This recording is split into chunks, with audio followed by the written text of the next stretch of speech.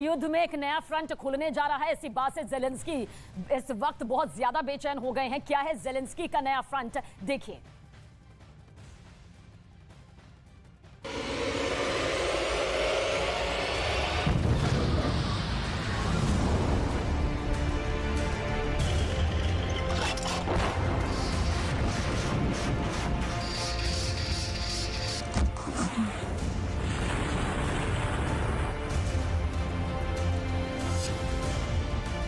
इन्हीं तस्वीरों में छुपे हैं वोलोदिमीर जेलेंस्की के 11 फ्रंटियर।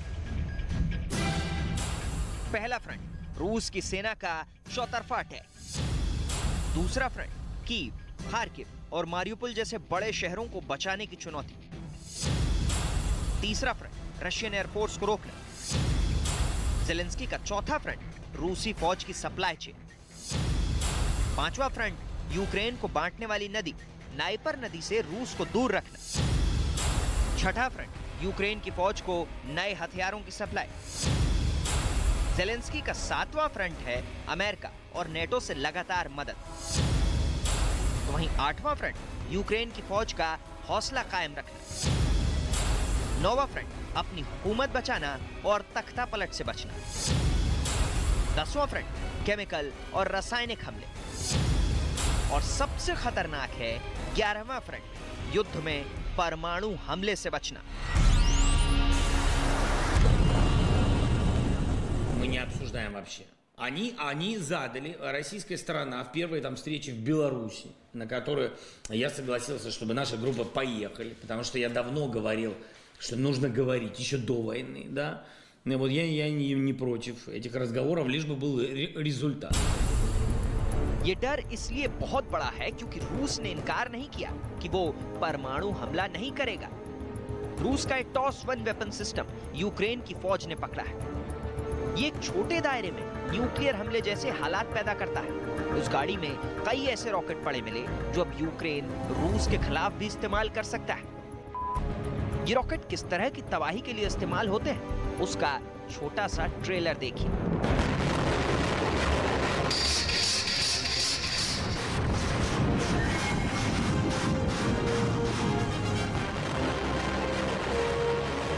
टॉस-1 से दागा जाने वाला रॉकेट जब फटता है तो आसपास ऑक्सीजन को खत्म कर देता है।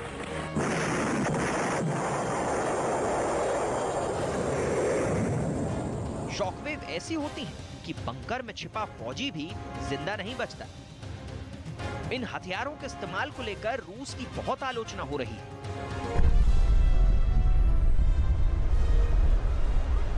लेकिन अब ऐसे ही रॉकेट यूक्रेन के हाथ लग चुके हैं। हालांकि जेलेंस्की ने ऐसे हथियारों से तौबा की हुई। रूस के पत्रकारों ने जब जेलेंस्की से पूछा कि केमिकल और जैविक हथियारों की लैब के आरोपों पर उनका क्या कहना है, तो देखिए जेलेंस्की ने रशियन भाषा में क्या जवाब दिया। Мы не обсуждаем вообще. Они задали, российская сторона, в первой там встрече в Беларуси, на которую я согласился, чтобы наша группа поехали, потому что я давно говорил, что нужно говорить еще до войны, да. И вот я не против этих разговоров, лишь бы был результат. जेलेंस्की के सामने इस वक्त बड़ा चैलेंज यूक्रेन के बड़े शहरों को बचाना है और वो इसमें अब तक कामयाब भी रहे हैं, क्योंकि रशियन फोर्सेस अभी तक कई शहरों के बाहर ही खड़ी और मारियुपोल में तो लगातार जूझ रही है। यूक्रेन का ये मैप देखेंगे तो आपको इस युद्ध में रूस की फौज की बढ़त या कहें कि कब्जे का अंदाजा हो जाएगा।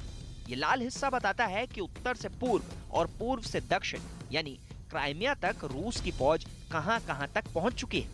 लेकिन रशियन आर्मी के कंट्रोल में अब तक राजधानी कीव नहीं है, खार्किव नहीं है। मारियुपोल में लड़ाई जारी है और वहां बहुत ही खतरनाक युद्ध चल रहा है। यूक्रेन युद्ध तीसरे विश्व युद्ध में तब्दील हो सकता है। ये बात जेलेंस्की ने फिर दोहराई। एक महीने से ज्यादा लंबे वक्त से जारी युद्ध में जेलेंस्की अब कुछ थके हुए नजर आ रहे हैं और वो खुलेआम जाहिर कर रहे हैं कि रूस उन इलाकों से पीछे नहीं हटेगा जहां उसने कब्जा किया हुआ है। Хуже всего русскому языку сделал Владимир Владимирович Путин. Я считаю, непоправимый ущерб. Конечно же, люди будут стесняться за пределами России говорить в каких-то обществах иногда по-русски. Так и будет.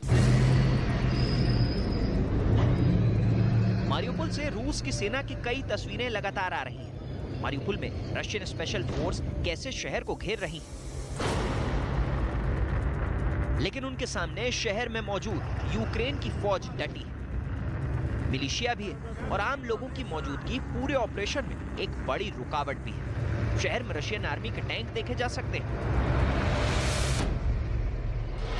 Невыгодно было стирать с лица земли города, потому что ты когда оккупируешь, надо, чтобы там кто-то жил, работал. Тебе же там будут трусы твои стирать, ты военный, ты солдат, ты же там стоишь. Кто-то это должен делать. Мыть, убирать, готовить, жрать, где-то жить. Кинотеатры работали во Франции и так далее. Ну, понимаете, это, ну как, здесь не так.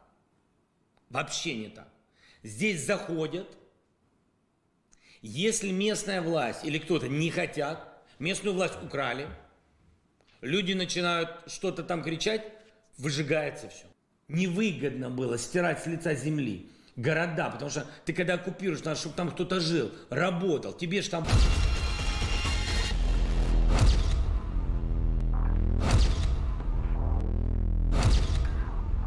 मारियुपोल इस वक्त 80% तबाह हो चुका है। कुछ ही पॉकेट बची जहां बमबारी नहीं हुई।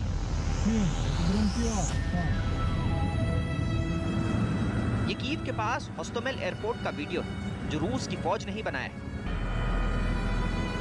रशियन स्पेशल फोर्स इसे ऑपरेट कर रही है और यहाँ रशियन फोर्स होने का मतलब कीव के लिए अच्छी खबर नहीं मानी जाएगी।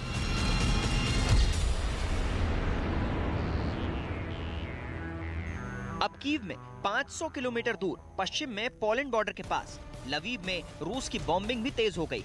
रूसी फाइटर जेट लवीव को बराबर निशाना बना रहे हैं, यानी यूक्रेन का एयर डिफेंस अब पूरी तरह फेल हो चुका है। रूस की आर्टिलरी अटैक का शिकार लवीव की ऑयल टैंक बने। इन टैंकर से रूस के 3 रॉकेट टकराए और फिर सब धू धू कर जलने लगा।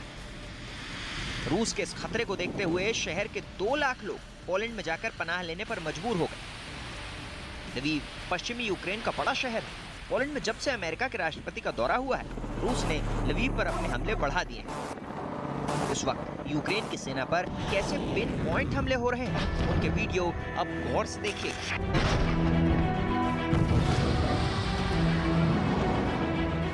जमीन पर ये यूक्रेन का बुक एयर डिफेंस सिस्टम है, जिसके ट्रैक के निशान बताते हैं कि वो हमले से बचने की कोशिश कर रहा है, लेकिन रूस के हमले से बच नहीं पाया। देखा आपने कैसा जबरदस्त धमाका हुआ? एक बार फिर देखिए। ऐसी मिसाइलों में रूस के विमानों को बहुत नुकसान पहुंचा और रूस अब उन्हें चुन चुन कर खत्म कर रहा है। ऐसे हमलों में ड्रोन अटैक्स का बहुत बड़ा रोल है, जो युद्ध के 1 महीने बाद और बढ़ता जा रहा है। Кроме того, в районе аэродрома Чернобаевка Херсонской области сбиты в воздухе 5 ракет украинской реактивной системы залпового огня «Смерч».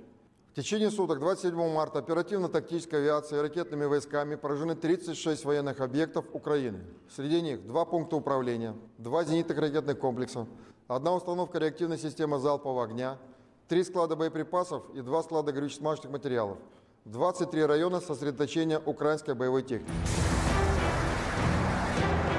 अब तक ऐसी तस्वीरें रूस के नुकसान की ज्यादा आई, जिसमें रूस के टैंकों को यूक्रेन के ड्रोन मिसाइल अटैक से उड़ाते रहे। इस वीडियो में रूस का एक इन्फेंट्री व्हीकल यानी बख्तरबंद गाड़ी रूस के एक टैंक पर हमले के बाद उसके क्रू को बचाने पहुंची है। ये सब कुछ यूक्रेन का ड्रोन रिकॉर्ड कर रहा है। ऐसे हमले अक्सर TB2 ड्रोन से किए जाते हैं, जिसे रोकना रूस के लिए बहुत मुश्किल हो गया है। यूक्रेन ने TB2 ड्रोन तुर्की से खरीदा था। TB2, जिन्हें बेरे कतार ड्रोन भी कहा जाता है, ये 4 एंटी टैंक मिसाइल लेकर उड़ता है। 150 किलो तक वजन उठाने वाला TB2 ड्रोन 25,000 फीट की ऊंचाई पर 27 घंटे तक मंडरा सकता है। यूक्रेन के पास ऐसे 20 ड्रोन थे, लेकिन रूस का दावा है कि कई TB2 ड्रोन वो मार गिरा चुका है। लेकिन सच ये है कि अब तक इस ड्रोन ने रूस की नाक में दम किया हुआ है। उसके कई टैंक इस ड्रोन के हमले में खत्म हो चुके हैं। इन ड्रोन अटैक्स में रूस के टैंकों का क्या हाल हुआ है, इन तस्वीरों से पता चल जाएगा। ये सब टैंक और बाकी बख्तरबंद गाड़ियां टॉप एंगल से शॉट का शिकार हुई, यानी मिसाइल टैंक पर साइड से नहीं बल्कि ऊपरी हिस्से पर आकर टकराई और फिर टैंक और बख्तरबंद गाड़ियों का ये हाल हुआ। ये रूस का T-72 टैंक है जो पूरी तरह खत्म हो चुका है। चेचिस से लेकर टरेट तक कुछ नहीं बचा।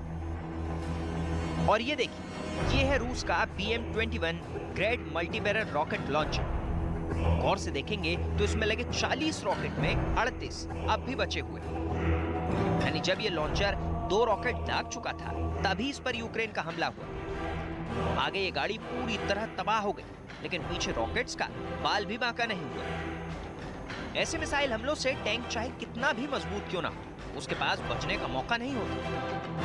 2020 में अजरबैजान और आर्मेनिया के बीच हुए युद्ध में TB2 ने बहुत कहर मचाया था। अजरबैजान की जीत के पीछे TB2 का सबसे बड़ा रोल था। इसलिए जब यूक्रेन में रूस के बढ़ते टैंक काफिलों पर आसमान से अटैक होता है तो उसके पास भी इससे बचने का कोई जवाब नहीं होता। लेकिन टॉप एंगल शॉट को लेकर रूस का सबसे बड़ा डर TB2 ड्रोन ही नहीं, वो man portable anti tank missile भी हैं जिन्होंने रूस के सैकड़ों टैंकों को तबाह किया है। जब ये मिसाइल टैंक में घुसती हैं तो टैंक का ऐसा हश्र होता है कि क्रू के पास बचने का कोई मौका तक नहीं होता।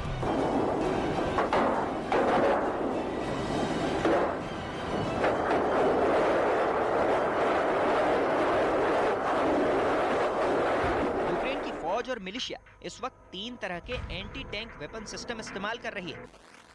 इनमें पहला है अमेरिका से मिला javelin anti tank guided missile system जिसकी रेंज 4 किलोमीटर है। दूसरा ब्रिटेन से मिला NLAW सिस्टम यानी next generation light anti tank weapon, range 800 metre है।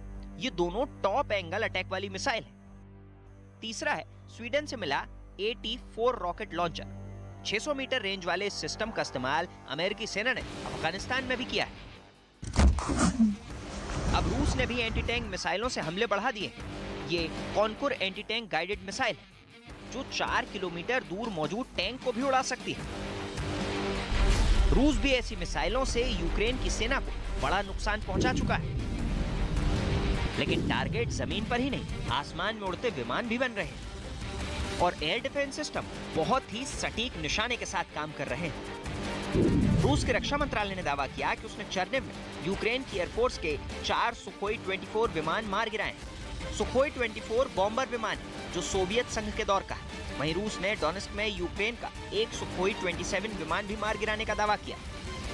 Авиацией средствами противовоздушной обороны российских воздушно-космических сил за сутки сбиты в воздухе 4 самолета Су-24 военно-воздушных сил Украины над Черниговской областью. Из них 2 в районе Репки, еще 2 в районе Городня. В районе Краматорска Донецкой области сбит 1 украинский истребитель Су-27. За сутки уничтожено 19 украинских беспилотных летательных аппаратов. ये जलता हुआ मलबा यूक्रेन के सुखोई 27 का ही बताया जा रहा है।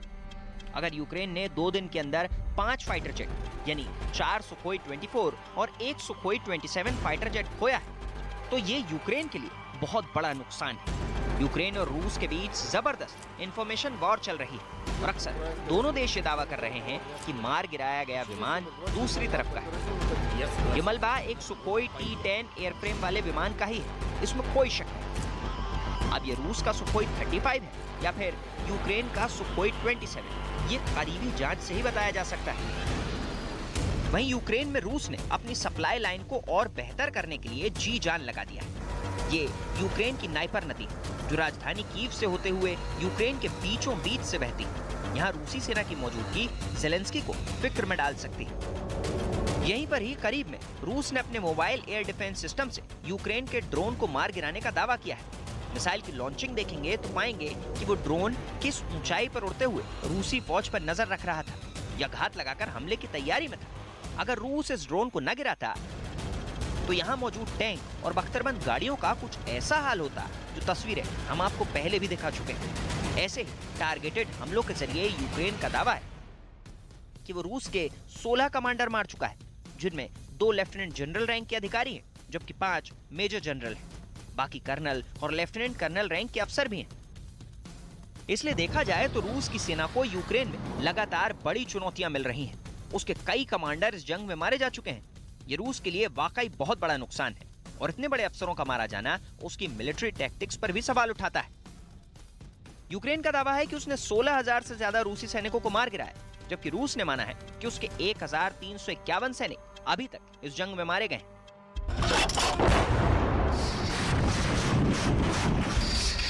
इसलिए सच क्या है, इसकी निष्पक्ष बातें यूक्रेन युद्ध से पूरी तरह बाहर नहीं आ पा रहे हैं। दोनों देशों के अलग अलग दावे, नुकसान दोनों तरफ बहुत ज्यादा हो रहा है, लेकिन जमीन पर मौजूद फौज का हौसला न टूटे, ये कोशिश भी यूक्रेन और रूस दोनों देश पुरजोर तरीके से कर रहे हैं।